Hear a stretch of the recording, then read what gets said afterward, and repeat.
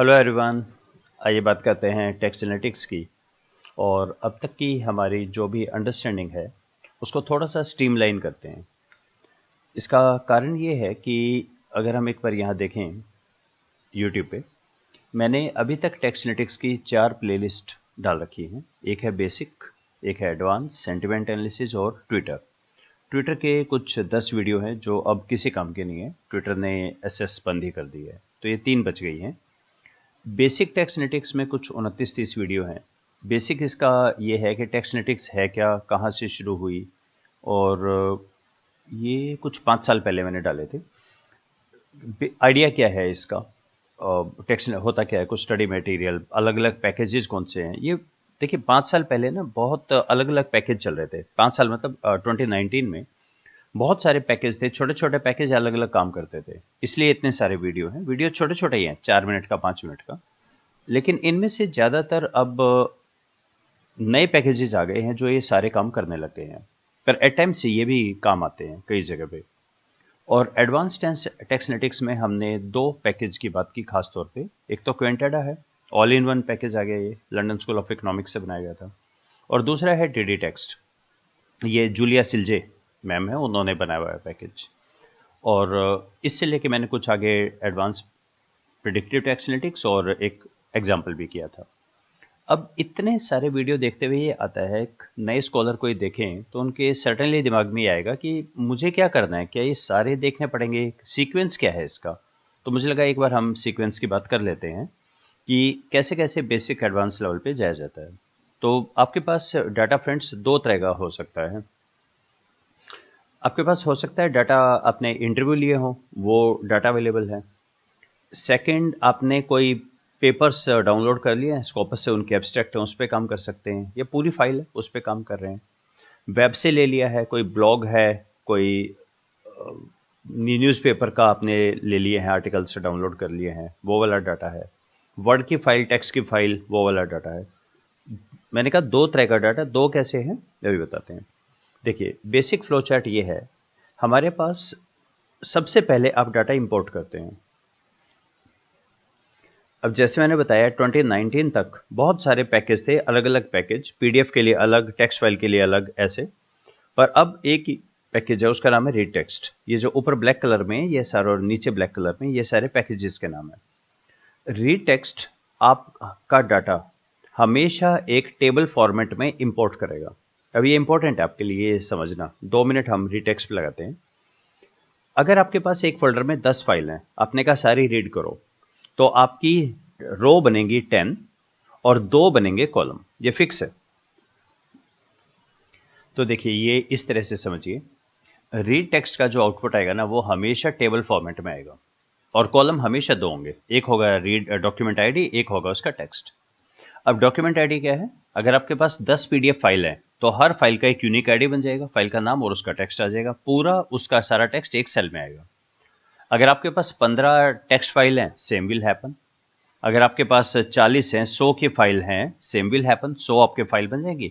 यानी number of file आपकी बनेंगी रो, और कॉलम हमेशा बनेंगे 2, पहले में उसका आईडी होगा यूनिक और दूसरे में आपका टेक्स्ट आएगा।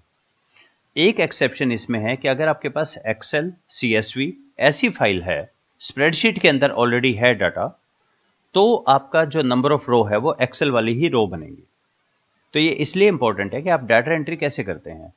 अगर आपने इंटरव्यू लिया, let's say for any persons, 10-15 persons का आपने इंटरव्यू लिया, तो एसपीएसएस वाला तरीका चलेगा। रिस्पोंडेंट एक लाइन में जाएगा, उससे जितने क्वेश्चन पूछे वो कॉलम में जाएंगे, और इंटरसेक्शन पे सेल में पहले पर्सन ने पहले क्वेश्चन पे क्या कहा ये आएगा।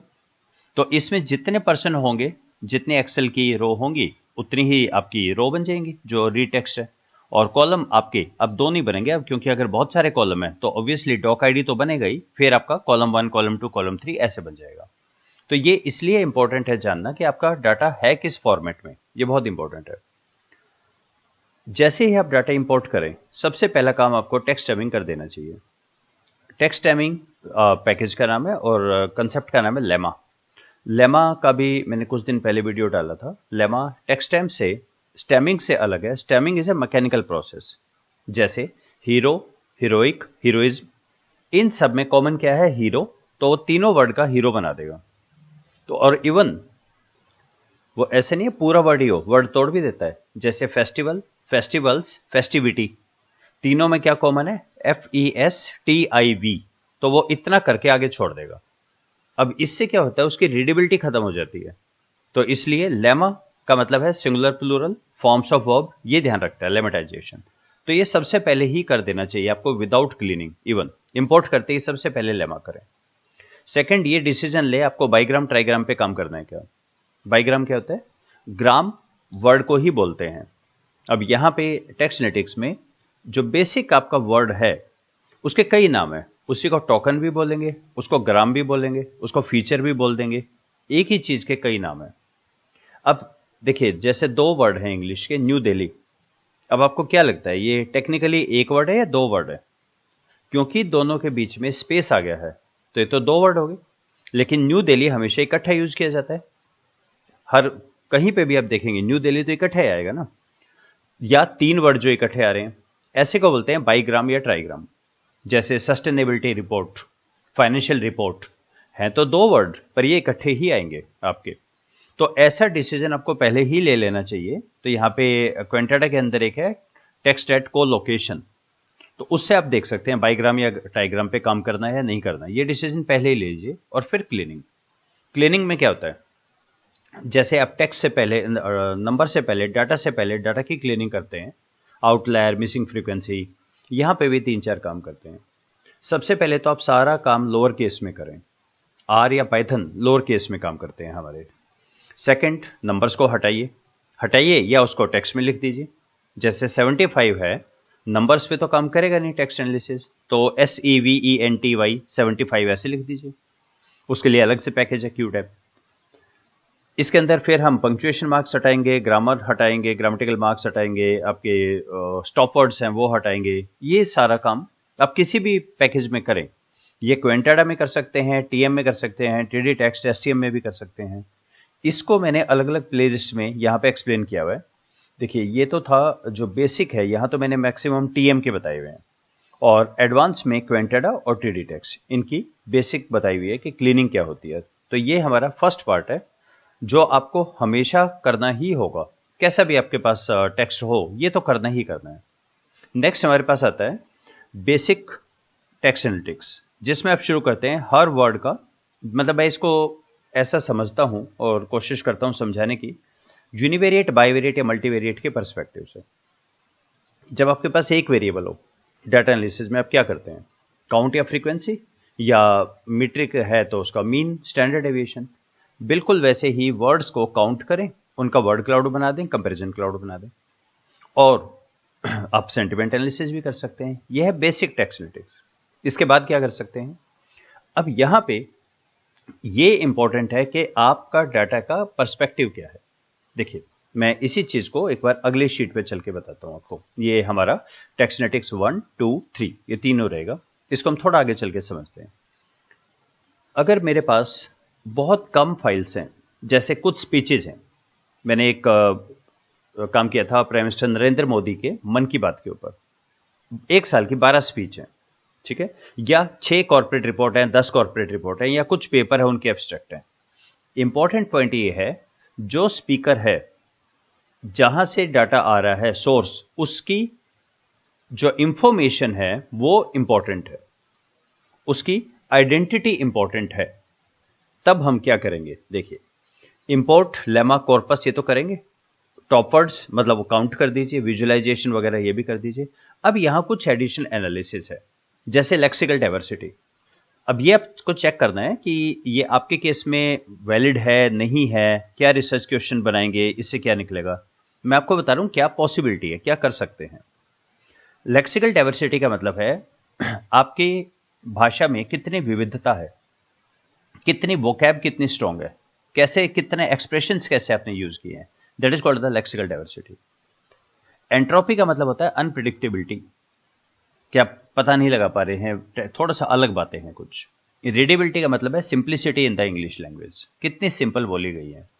तो ये तीनों मैंने जब यहां पे एक प्लेलिस्ट में तीनों को एक्सप्लेन किया, तो ये पाया कि कमला हैरिस जो हैं मैम, इनकी वोकैब बहुत स्ट्रांग है डोनाल्ड ट्रंप से। काफी ज्यादा है, काफी ज्यादा फर्क है इनकी वोकैब में और डोनाल्ड ट्रंप की। डोनाल्ड ट्रंप जो बोलते हैं ये बहुत सिंपल इंग्लिश बोलते हैं, मतलब क्लास 8 का बच्चा भी सुन सके, पढ़ सके और समझ सके। कमला हैरिस थोड़ी सी टिपिकल है इनकी इंग्लिश, पर इनके वोकैब बहुत स्ट्रॉन्ग है एज कंपेयर्ड। नेक्स्ट आता है एंट्रोपी। तो डोनाल्ड ट्रंप जो है इनकी एंट्रोपी ज्यादा है, मतलब अनप्रिडिक्टेबल। अब बता नहीं सकते कि अब ये क्या आएगा, कैसे वर्ड्स आएंगे, अनप्रिडिक्टेबल है। कीनेस का मतलब होता है कौन सी ऐसी बात है जो इस फाइल में कही गई है। दोबारा सुनिए, मैं ये नहीं कह रहा स्पीकर की, मैं कह रहा हूं इस पर्टिकुलर फाइल में जो कही गई है, एक पर्टिकुलर स्पीच में जो कही गई है, as compare to rest all. मैं ये नहीं कह रहा यहां पे डोनाल्ड ट्रंप को कमला हैरिस से। देखो, जैसे प्राइम मिनिस्टर नरेंद्र मोदी कि मैंने 12 मंथ की मन की बात की स्पीच ली, सिर्फ अक्टूबर में उन्होंने खादी वर्ड बोला और विजयदशमी वर्ड बोला। इसके अलावा 11 महीनों में कभी भी नहीं बोला उन्होंने, खादी भी नहीं बोला और विजयदशमी भी नहीं बोला। ऑब्वियसली अक्टूबर में ही आती है गांधी जयंती, राइट। तो उस पर्टिकुलर एक को बाकी सबसे कंपेयर करना। अब सोचिए, आपके पास स्टूडेंट्स के फीडबैक फॉर्म है, 300 स्टूडेंट है, उसका तो मीनिंग ही खत्म हो गया ना। एक स्टूडेंट ने क्या ऐसी बात बोली, मतलब एक तो फीडबैक काफी कम होता है, तो उसमें वर्ड्स कम होते हैं। तो अगर वो स्टूडेंट की आपके लिए बड़ी इंपॉर्टेंट है आइडेंटिटी, तब तो कीनेस करें। अगर बहुत सारे हैं, मासिस हैं, जैसे अमेजन से मैंने जो लोगों के रिव्यू हैं 15,000 वो निकाले, तो कीनेस का तो मतलब ही खत्म हो गया ना। एक वर्सेज 14,999, ये तो मतलब नहीं रहा। कम फाइल हो तो कीनेस लगा सकते हैं। उसी तरह से KWIC, की वर्ड इन कंटेक्स्ट। जैसे मैंने कहा, जो डोनाल्ड ट्रंप है इन्होंने इंडिया वर्ड 5 बार बोला, ये हो गया टॉप वर्ड, उसकी काउंटिंग बताना। अब इससे क्या मतलब है, किस कंटेक्स्ट में बोला, अच्छा बोला कि बुरा बोला। तो की वर्ड इन कंटेक्स्ट में क्या करेंगे, एक पर्टिकुलर वर्ड से 5 वर्ड पहले और 5 वर्ड उसके बाद वो आपको दिखा देंगे, ताकि आप पढ़ के उसका कंटेक्स्ट समझ जाओ, किस कंटेक्स्ट में बोला गया है। ऑब्वियसली ये तब यूज कर सकते हैं जब आप पर्टिकुलर एक वर्ड पे लेके, बड़ा इंपॉर्टेंट है। जैसे जो फाइनेंस में काम कर रहे हैं स्टूडेंट्स, वो ये देखना चाह रहे हैं ESG पे कुछ स्ट्रेस हुआ क्या, लोग बोलते हैं क्या, या क्रिप्टो करेंसी पे बात की जा रही है, वर्ल्ड लीडर्स क्या बोलते हैं। तो KWIC फैंटास्टिक है, वहां यूज कीजिए, लेकिन रूटीन में देखना पड़ेगा इसका क्या मीनिंग है। और इसी तरह से एक है फ्रीक्वेंसी कोऑकरेंस मैट्रिक्स, किस वर्ड के साथ कौन से वर्ड को एसोसिएट किया जाता है। अब ये frequency co-occurrence matrix is very different from bigram. Bigram का मतलब था न्यू दिल्ली, हमेशा न्यू पहले आएगा, दिल्ली बाद में आएगा, हमेशा ऐसे ही आएगा। लेकिन यहां पे है, FCM को ऐसे समझें, जैसे प्राइम मिनिस्टर नरेंद्र मोदी जब इंडिया बोलते हैं तो उसके साथ क्या एडजेक्टिव यूज करते हैं, जैसे shining India, vibrant India, youth India, standing India. इसका मीनिंग ये हुआ, वो ऐसे नहीं बोलेंगे वाइब्रेंट इंडिया, माइट बी से India is a very vibrant country, यानी इंडिया आया तो वाइब्रेंट भी आ ही जाएगा सूनर लेटर, बस पास पास ही आ ही जाएगा उसके साथ।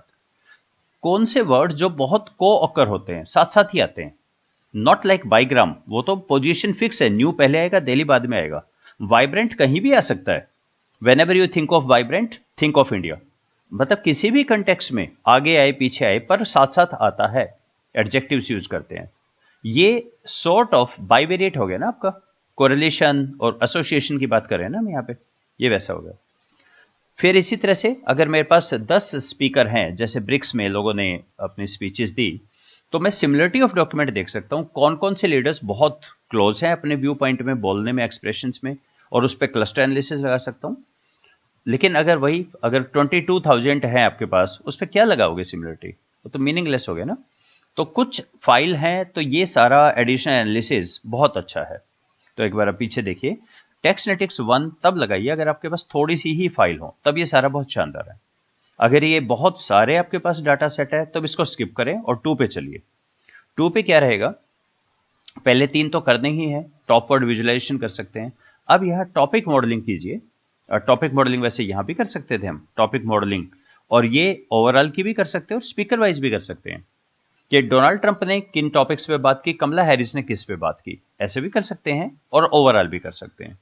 स्पीकर वाइज को मैंने फाइल वाइज लिखा है, और सेंटिमेंट एनालिसिस भी ऐसे कर सकते हैं कि डोनाल्ड ट्रंप ने, एक्चुअली तो मुझे लगता है स्पीकर वाइज ही की जानी चाहिए, कि डोनाल्ड ट्रंप ने कैसे सेंटिमेंट यूज किए और कमला हैरिस ने कैसे सेंटिमेंट यूज किए, ऐसे ही होना चाहिए ना, ओवरऑल का तो मीनिंग खत्म हो जाएगा।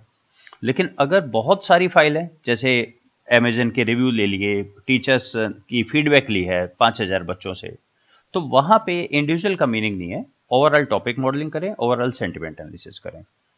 और अगर हमारे पास एक अलग सा केस बनता है कि अगर आपके पास एक डिपेंडेंट वेरिएबल है जो कि न्यूमरिक है, ये आपको देखना है। जैसे अमेजन के केस में रेटिंग हो सकती है, टीचर की फीडबैक, एक तो बच्चों ने 1 से 5 तक दी है और कुछ लिखा भी है, या आपने कहा अमेजन जो सीईओ की स्पीच है और सीईओ का कंपनी का मार्केट शेयर भी है, या आपकी अर्निंग पर शेयर है। कोई भी अगर आपके पास न्यूमरिक डिपेंडेंट वेरिएबल है तो हम यूज कर सकते हैं प्रेडिक्टिव टेक्स्ट एनालिटिक्स। इससे पहले मुझे टॉपिक मॉडलिंग करना पड़ेगा जिसमें नंबर ऑफ टॉपिक को करेंगे, और फिर आगे हम प्रेडिक्टिव टेक्स्ट एनालिटिक्स यूज करेंगे। तो ये हमारे पास ये कुछ हैं जो मैं अभी तक कंसेप्चुलाइज कर पाया हूं, और भी बहुत सारे होंगे। एक मेन क्वेरी ये आती है यहाँ पे कि ये तो ठीक है कि इतनी टेक्निकल पॉसिबिलिटी है, ये भी कर सकते हैं, ये भी कर सकते हैं, पर जब आप पेपर लिखते हैं, जब आप अपने थीसिस में लिखते हैं, तो आप ये नहीं कहेंगे ना कि मुझे ये आता है तो मैं लिखता हूं सारा। आप वहां पे बेसिक बात ये करेंगे कि मेरा रिसर्च क्वेश्चन क्या है, गैप क्या है, टेक्स्ट एनालिटिक्स लगाना ही क्यों है, मुझे टेक्स्ट एनालिटिक्स लगाने से क्या ऐसी बात आ रही है जो बाकी मेथड से नहीं आ रही थी, वो लिखेंगे ना पहले तो आप। तो कुछ आगे हम थोड़े से पेपर्स की भी बात करते हैं कि लोगों ने कैसे पेपर को कंसेप्चुलाइज किया, क्या लिखा, कौन कौन सी टेक्निक यूज की है इनमें से, इसकी हम आगे बात करते हैं। So let's stop here. Thank you.